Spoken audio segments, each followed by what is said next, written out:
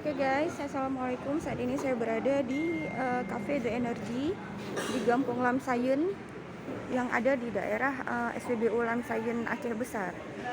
Dan di sini kita bisa melihat ada banyak kuliner di The Energy ini.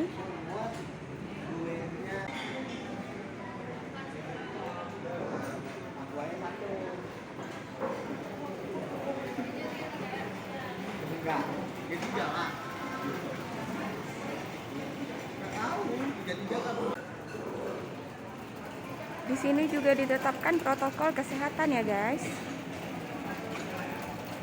Nah, seperti ini. Diwajibkan untuk mencuci tangan, bersabun tangan. Dan bangunannya sendiri terletak pas di depan SPBU Lamsayen.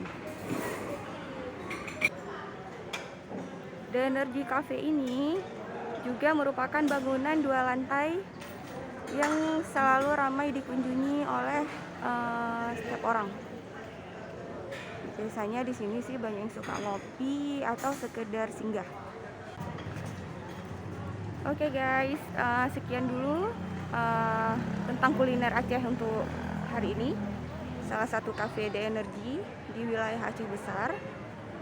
Buat kalian semua yang mau nongkrong bisa langsung ke sini. Ikutin terus video-video Cahaya Rizka lainnya. Semoga bermanfaat. Jangan lupa like and subscribe. Assalamualaikum. Bye.